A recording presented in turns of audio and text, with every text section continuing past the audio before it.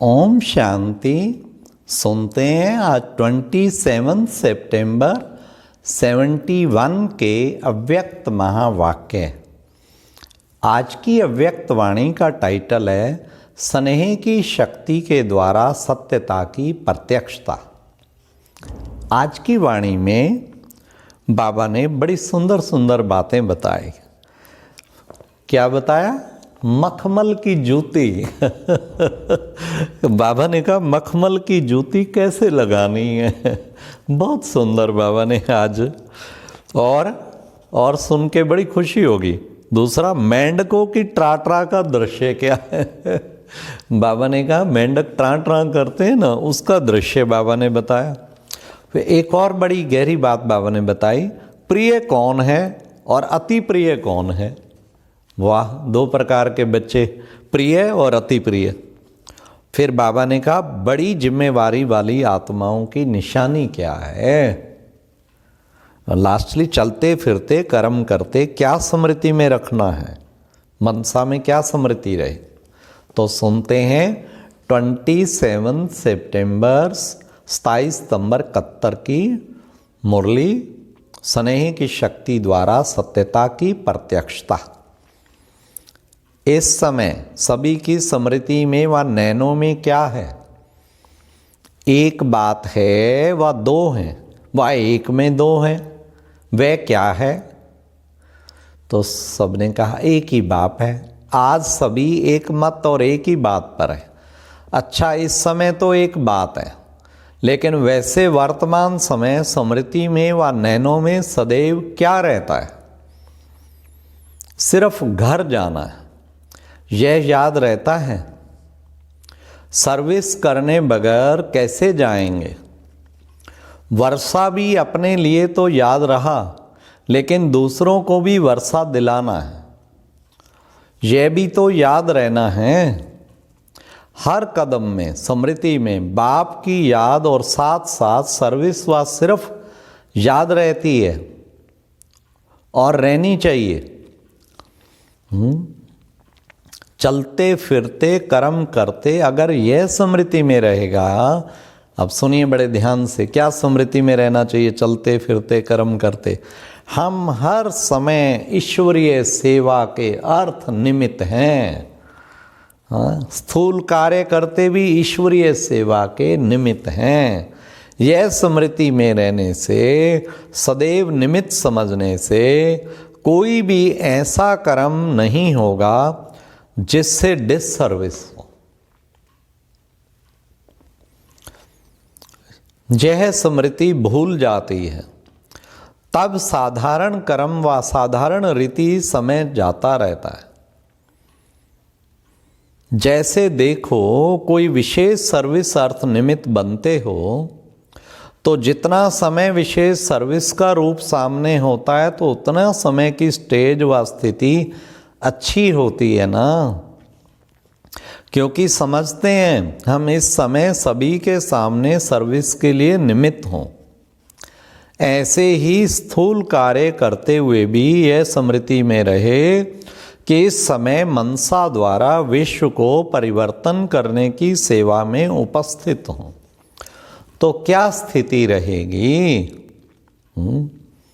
बाबा ने कहा ये स्मृति रहे विश्व को परिवर्तन करने की सेवा में उपस्थित। हर वक्त इस नशे में रहना कितनी बड़ी बात है।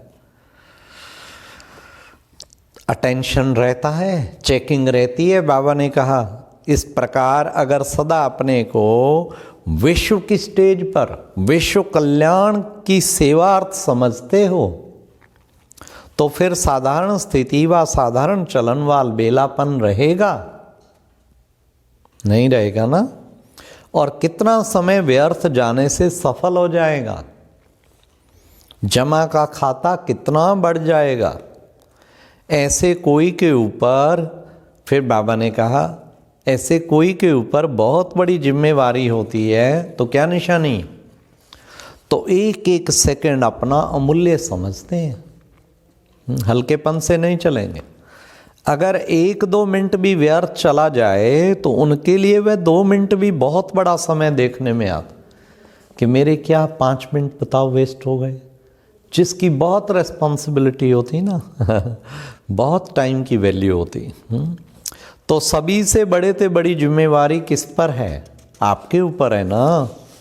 और फिर और किसकी इतनी बड़ी जिम्मेवारी है बताओ? अब जिम्मेवारी सुन के देखिए ज़रा बड़े ध्यान से, क्या बाबा कहते हैं, जितनी आपकी इस समय है किसकी है? अब सुनो जिम्मेवारी, सारे विश्व का कल्याण, जड़ और चैतन्य दोनों को परिवर्तन करना है। कितनी बड़ी जिम्मेवारी है। अब भाई ना बात कितनी बड़ी निकल के, जड़ तत्वों का भी कल्याण, जड़ का भी कल्याण और चैतन्य सब आत्माओं का भी कल्याण और सारे विश्व का। कितनी बड़ी जिम्मेवारी है। कितना अलर्ट रहना चाहिए हर वक्त, एक्टिव, एक्यूरेट। तो हर समय स्मृति रहे कि बाप ने इस समय कौन सी ड्यूटी दी है। कौन सी ड्यूटी बाबा कहते? तो एक आंख में बाप का स्नेह, दूसरी आंख में बाप द्वारा मिला हुआ कर्तव्य अर्थात सेवा। तो स्नेह और सेवा दोनों साथ साथ चाहिए। स्नेही भी प्रिय हैं। अब बड़े ध्यान से सुनना, बाबा ने आज 2 डिफरेंशिएशन कर दिए हैं। स्नेही भी प्रिय है लेकिन सर्विसेबल ज्ञानी तो आत्मा अति प्रिय है। वाह वाह वाह। बाबा की गोद में ही केवल बैठा रहे वो तो प्रिय है, लेकिन सर्विसेबल ज्ञानी तो आत्मा अति प्रिय। तो दोनों ही साथ साथ चाहिए। अपनी स्थिति जब दोनों की साथ साथ स्मृति होगी तभी सर्विस करने के समय स्नेही मूर्त भी होंगे। वाणी में जौहर भरा हुआ हो, लगे कुछ ताकत रूहानी बोल रही है, अर्थात स्नेह के साथ शब्दों में ऐसा जोर होना चाहिए जो उनके हृदय विदीर्ण हो जाए। वाह ये है रूहानी ताकत। अभी तक रिजल्ट क्या है? या तो बहुत जोर दिखाते हो वह बहुत स्नेह दिखाते हो। बिल्कुल ही हल्के रूप में बोलेंगे तो बहुत, या फिर बहुत जोश में बोलेंगे। लेकिन होना क्या चाहिए? एक एक शब्द में स्नेह की रेखाएं होनी चाहिए। वाह।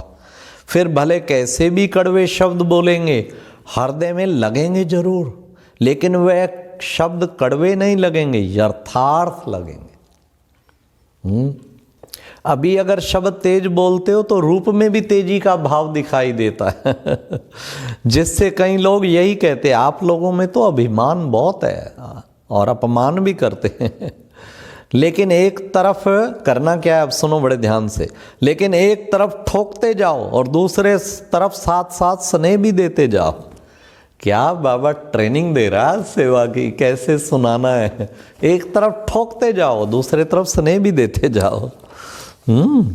तो बाबा ने कहा तो आपके स्नेह की मूर्त से अपना तिरस्कार महसूस नहीं करेंगे, लेकिन यह अनुभव करेंगे कि हम आत्माओं के ऊपर इनको तरस है। तिरस्कार की भावना बदल तरस महसूस करेंगे। तो दोनों साथ साथ चाहिए ना। कहते हैं ना, अब सुनो बड़े ध्यान से, क्या बाबा कह रहे हैं, मखमल की जूती लगानी होती है। मखमल की जूती मखमल की होनी चाहिए। तो सर्विस के साथ अति तरस भी हो और फिर साथ साथ जो है यथार्थ बातें हैं उनको यथार्थ करने की खुशी भी होनी चाहिए। बातें सभी स्पष्ट देनी है लेकिन स्नेह के साथ। स्नेह मूर्त होने से उनको जगत माता के रूप का अनुभव होगा। जैसे माँ बच्चे को भले कैसे भी शब्दों में शिक्षा देती है, तो माँ के स्नेह के कारण वे शब्द तेज व कड़वे महसूस नहीं होते हैं। समझते हैं माँ हमारी स्नेही है, कल्याणकारी है। वैसे ही आप भले कितने भी स्पष्ट शब्दों में बोलेंगे लेकिन वे महसूस नहीं करेंगे। तो ऐसे दोनों स्वरूप के समानता की सर्विस करनी है, तभी सर्विस की सफलता समीप देखेंगे। कहाँ भी जाओ तो निर्भय होकर, सत्यता की शक्ति स्वरूप होकर, ऑलमाइटी गवर्नमेंट के, अब सुनो बाबा का कितना बड़ा टाइटल मिल रहा है, ऑलमाइटी गवर्नमेंट के सीआईडी के ऑफिसर होकर उसी नशे में जाओ। इस नशे से बोलो, नशे से देखो। हम अनुचर हैं, इस स्मृति से अयथार्थ को यथार्थ में लाना है, सत्य को प्रसिद्ध करना है, ना कि छिपाना है। सुना, कब तक छिपाते रहेंगे? क्या दाता के बच्चे भिखारियों की कॉपी करते हैं? आपके आगे कितने भी पंप शो में आने वाली आत्माएं हों, लेकिन होनहार प्रत्यक्ष रूप के भिखारी हैं। इन सभी आत्माओं में ने बाप दादा के बच्चों से थोड़ी बहुत शक्ति की बूंदों को धारण किया है, इसलिए उनको कॉपी करने के, लौकिक वीआईपी टाइप के लोगों को कॉपी करने की बाबा कहते जरूरत नहीं। आप लोगों के शक्ति की अंजलि लेने से, आजकल इस अंजलि के फल प्रकृति दासी के फल रूप में देख रहे हैं, लेकिन अंजलि लेने वालों को देख सागर के बच्चे क्या हो जाते हैं? प्रभावित। यह सभी थोड़े समय में ही आप लोगों के चरणों में झुकने के लिए तड़फेंगे। क्या शब्द बाबा! आपके चरणों में झुकने के लिए तड़फेंगे, क्या शब्द है! वाह! इसलिए स्नेह के साथ सर्विस का जोश भी होना चाहिए। जबकि कलयुग अंत की आत्माएं अपनी सत्यता को प्रसिद्ध करने में निर्भय होकर स्टेज पर आती हैं, तो पुरुषोत्तम संगम युगी सर्वश्रेष्ठ आत्माएं अपने को सत्य प्रसिद्ध करने में वायुमंडल प्रमाण रूप रेखा क्यों बनाती हैं? रूपरेखा क्यों बनाती हैं? आप मास्टर रचयिता हो ना, वह सभी तो रचना है ना। रचना को मास्टर रचयिता कैसे देखेंगे? जब मास्टर रचता के रूप में स्थित होकर देखेंगे तो फिर यह सभी कौन सा खेल दिखाई देगा, कौन सा दृश्य देखेंगे? अब सुनिए, जब बारिश पड़ती है ना, बारिश के बाद कौन सा दृश्य देखते हैं? अब सुनना बाबा का क्या चित्रण किया है। मेंढक थोड़े से पानी में महसूस ऐसे करते हैं जैसे हम सागर में हैं, और फिर क्या करते हैं? ट्रा ट्रा बाबा कमाल है आपका। ट्रा ट्रा करते नाचते रहते हैं, लेकिन है ये सब अल्पकाल सुख का पानी। तो ये मेंढकों की ट्रा ट्रा करने और नाचने कूदने का दृश्य दिखाई देगा। ऐसे महसूस करेंगे ये सभी अल्पकाल के सुख में फूलते हुए गए कि गए। तो बाबा ने कहा सत्य को प्रसिद्ध करने का उमंग आता है कि अभी समय पड़ा है? क्या अभी सत्य को प्रसिद्ध करने में समय पड़ा है? तो बाबा ने कहा फलक भी हो और झलक भी हो, ऐसी फलक हो जो महसूस करे सत्य के सामने हम सभी के अल्पकाल के आडंबर चल नहीं सकेंगे, उन्हें महसूस हो। बाबा ने कहा ये है। तो बाबा ने कहा लास्ट प्रैक्टिकल पार्ट हूबहू ऐसे देखेंगे जैसे ये छोटा ड्रामा। सब तब एक तरफ जय जयकार और फिर एक तरफ हाहाकार होगी। दोनों ही एक ही स्टेज पर हों, दोनों ही एक ही स्टेज पर। बाबा ने कहा एक तरफ जय जयकार होगी, एक तरफ हाहाकार। अच्छा, ओम शांति। तो कितना बाबा ने आज नशा चढ़ाया, कैसे सेवा तुम बच्चों को करनी है। हर वक्त जड़ और चेतन के परिवर्तन के हम निमित्त हैं, और ज्ञानी तो आत्मा सर्विसेबल अति प्रिय हैं। और मखमल की जूती कैसे लगानी है, और मेंढकों की ट्रां ट्रां से प्रभावित नहीं होना है। ओके, ओम शांति।